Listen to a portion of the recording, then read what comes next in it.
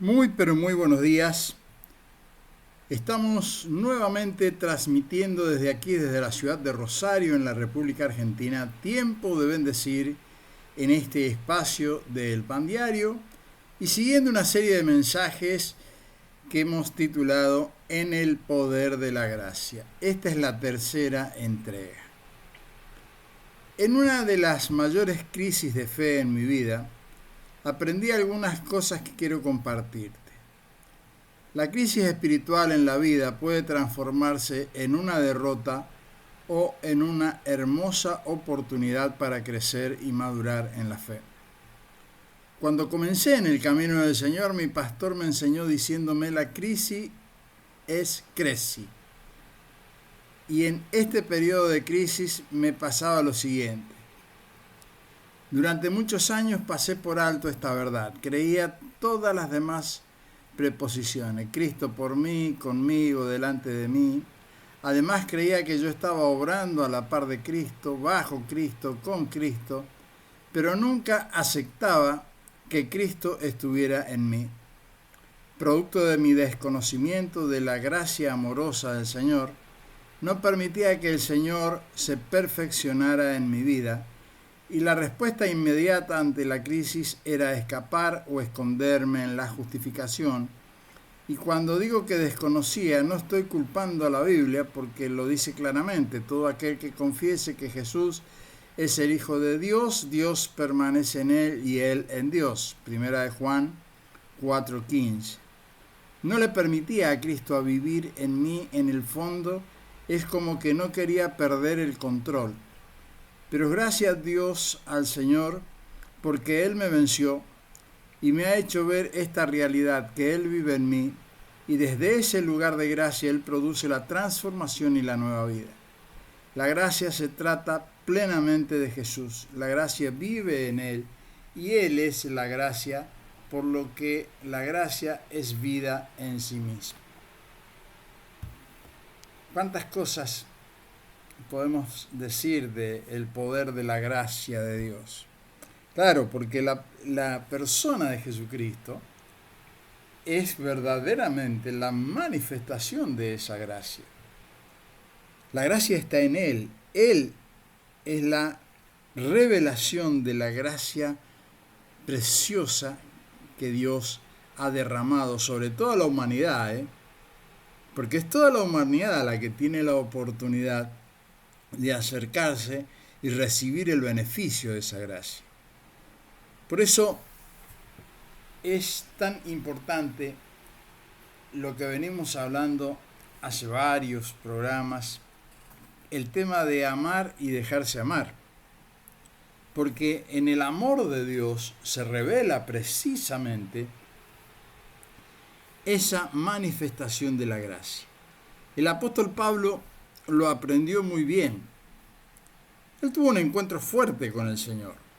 En el momento que él iba persiguiendo a la iglesia, con una carta con permiso aún de matar a los cristianos, el Señor se le hace presente y le dice: Saulo, Saulo, ¿por qué me persigues? Claro, dice que se cayó del caballo del momento que se produce ese encuentro con el Señor, esa visión tan clara. Y a partir de ahí, él comienza todo un proceso de transformación, y que cuando nosotros miramos la historia de Pablo, él no había tenido un encuentro con el Señor como los discípulos, porque ellos habían convivido prácticamente 3 años con el Señor y habían sido edificados de primera mano. O sea que el único encuentro que tuvo fehaciente Pablo con el Señor fue ese momento en donde él se le manifestó, que quedó ciego, que después tuvo que ir a la ciudad de Damasco, ser recuperada su vista por un siervo que es Ananías, y todo el proceso que vino después en la vida del apóstol Pablo. Él conoció otra faceta de Cristo distinta a la que habían conocido sus discípulos. El Cristo era el mismo. El Cristo que resucitó de los muertos y hoy está vivo es el mismo. Claro, la revelación que nosotros tenemos o la visión nueva que nosotros tenemos de Jesús depende mucho de nuestras actitudes ante el Señor en fe, porque nos ha sido dada la fe de Jesucristo para que podamos recibir la luz de esa manifestación gloriosa de Dios sobre nuestras vidas. Hay tanta tela para cortar con este tema. La religión, los actos religiosos. Ayer hablábamos algo de eso, ¿no? El pueblo de Israel venía siguiendo detrás de una promesa que le había sido dada a Abraham. Pero a Abraham, ¿qué se le había dicho? Que en él iban a ser benditas todas las naciones de la tierra. Y los israelitas se tomaron esa promesa como que era exclusivamente para ellos nada más. No podía haber Mesías para otros. Y en un sentido, nosotros, en nuestras actitudes religiosas cerradas, legalistas muchas veces, tomamos la misma actitud. Tomamos la misma actitud. Es como que no hay oportunidad para los demás. Si no están en nuestra congregación, si no aceptan nuestros estatutos, si no cumplen los reglamentos y los estatutos y reglamentos que nosotros tenemos como institución, bueno, veremos si se le da el derecho de ser miembro del cuerpo de Cristo. Por Dios.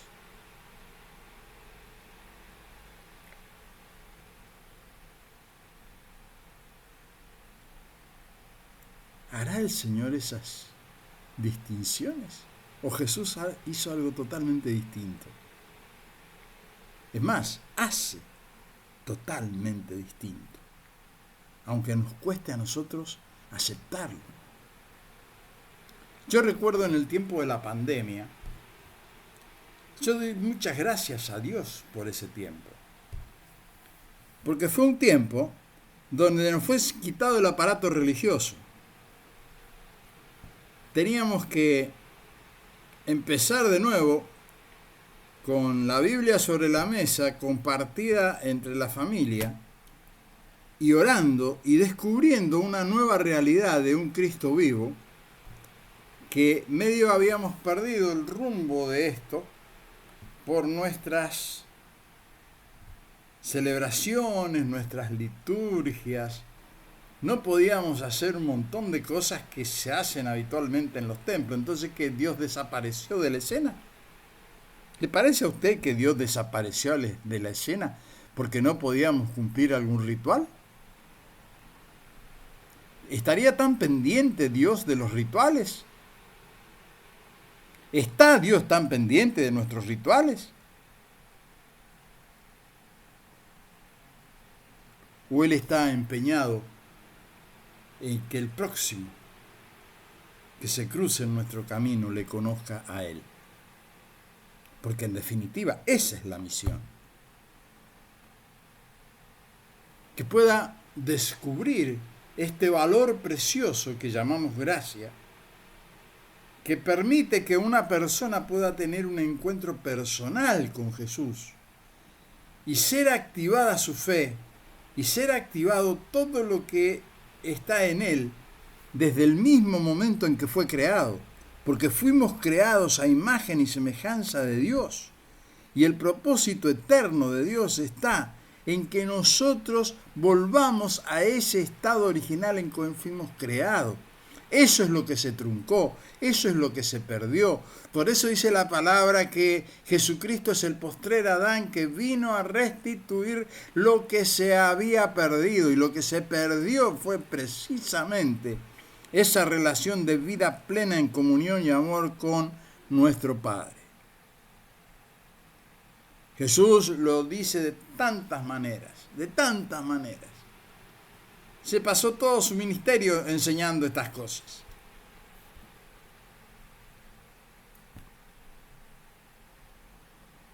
Se lo acusó de comilón, se lo acusó de bebedor, se lo acusó de que andaba entre prostitutas. ¿De cuántas cosas se lo acusó? Precisamente porque abrió un espectro en la comunión con las personas que no era lo que predicaban los fariseos de la santidad religiosa, de los estatutos y de los mandamientos que ellos tenían tan rígidamente. 600 y pico de estatutos y reglamentos tenían para ser cumplidos. Y por la duda le agregaban siempre una carguita más, que ni ellos mismos estaban dispuestos a cumplir. ¿Cuánto hay de diferencia con lo que muchas veces se hace en las distintas instituciones religiosas? Ponerle carga a la gente que ni el mismo que dirige es capaz de hacerlo, ni de ponerlo por obra. ¿Por qué? Porque el mensaje es otro. El mensaje es un mensaje de nueva oportunidad para todo aquel que quiera creer. De tal manera amó Dios al mundo que dio a su Hijo unigénito, para que todo aquel que en él cree no se pierda, mas tenga vida eterna. El tema es volver a la vida eterna, a la realización completa de esa comunión con Dios que nos va a llevar de aquí hacia adelante hasta tener el encuentro definitivo con Él en las bodas del Cordero. De esto se trata.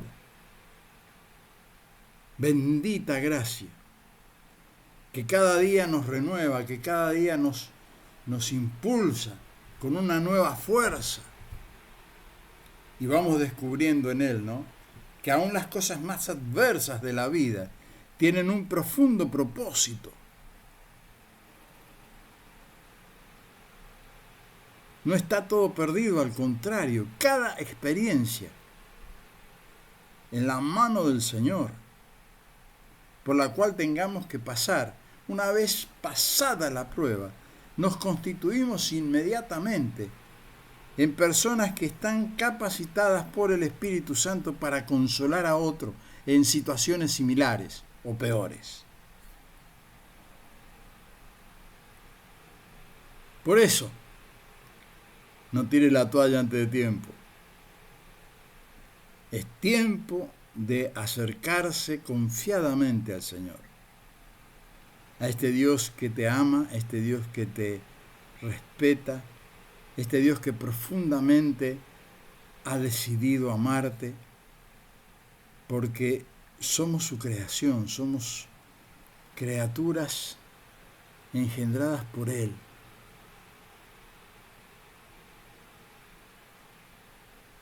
Este mensaje lo tienen que saber aquellas personas que van detrás de los mensajes de odio, de rencor, de disolución familiar, que están permanentemente negando el hecho de Dios, luchando contra, porque hay que luchar contra algo. Entonces, bueno, todo lo que implique, ¿no es cierto?, Dios, tiene que ser combatido, porque hay un desamor muy profundo en sus corazones, un vacío tremendo, y se sumergen las personas detrás de estos mensajes de odio, de rencor, de no poder ver qué te están diciendo, cómo lo están ejecutando. Se ve la obra diabólica claramente cuando uno está en el Espíritu. Lo puede ver. De la abundancia del corazón habla la boca. Cuando uno escucha a alguien que se levanta como líder de un movimiento, líder de un partido político, líder de una nación, basta escucharlo hablar para saber lo que hay en la abundancia de su corazón. Y no es precisamente la persona del Espíritu Santo. Todo lo contrario.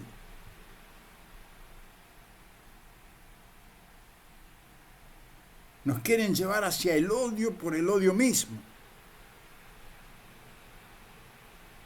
Hay que destruirlo al otro, porque no es de los nuestros. ¿Se imagina si Jesús hubiera hecho eso cuando llegó? ¿Hubiera utilizado el poder del cielo para eso? Por Dios. Es tiempo de bendecir. Es tiempo de disfrutar en su amor, en su gracia, en su misericordia. No pierda el tiempo. Acérquese al Señor confiadamente, en oración. Hable con el Señor. Encuéntrelo en la oración. Anímese a hablar sinceramente delante de Él. Y si usted está enojado o enojada con Dios, dígaselo, Él lo sabe. Antes que abra la boca, Él ya lo sabe. Pero lo importante es que usted lo saque de acá adentro, que saquemos toda careta de hipocresía y podamos mostrarnos tal como somos delante de Él. Que los demás puedan ver tal como soy. No hay problema con eso.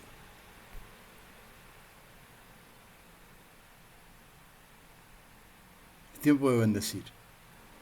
Es tiempo de bendecir. Es tiempo de decir bien. No pierda tiempo en maldecir a nadie. Porque es como un boomerang, ¿no? Usted tira una palabra y sale de la boca y sale prosperada para lo que le envíe. Si sale para maldecir, vuelve con todo lo que recoge en el camino hacia nosotros. Si suelto bendición, sale y vuelve, recogiendo toda la bendición que Dios quiera añadir a todo eso. Es un principio del reino de Dios, que actúa solito. Es tiempo de bendecir, de decir bien. Padre amado, te alabamos, Señor, te damos muchas gracias. Esta es una época preciosa, Señor, para caminar. Un tiempo en la historia de la humanidad donde vamos a ver una manifestación de tu poder prometida. Tú nos dijiste, Señor, que cuando sobreabunde el pecado irá a sobreabundar la gracia. Señor, que en estos últimos tiempos sería desatado ese espíritu de Elías que prepara tu segunda venida y que harías volver el corazón de los hijos al corazón de los padres. Queremos vivir, Señor, en la manifestación de ese poder, de esa gracia, de esa misericordia. Manifiesta sobre toda la humanidad. Ayúdanos, Señor, a ser instrumentos en tus manos y que la mayor cantidad de personas que podamos conocer puedan recibir de ti, Señor, este mensaje de amor, de gracia, de misericordia. Acompáñanos, Señor, y que nuestras decisiones no sean tropiezo para otros, que puedan conocerte, Señor. Oramos por nuestros seres queridos, nuestros hijos, nuestros nietos, nuestros familiares, nuestros amigos, nuestros hermanos en la fe. Oramos por cada uno de ellos. En especial hoy oro por Pinti Gunetti, Señor, que su papá partió a tu presencia. Oramos para que el consuelo de la familia esté sobre ella y sobre cada uno de sus familiares. Oramos, Señor, pidiéndote, Señor, que tú les guardes en tu amor, en tu gracia. Lo pedimos en el nombre de Jesús. Amén. Amén. Y tengan ustedes un hermoso, bendito día en las manos del Señor.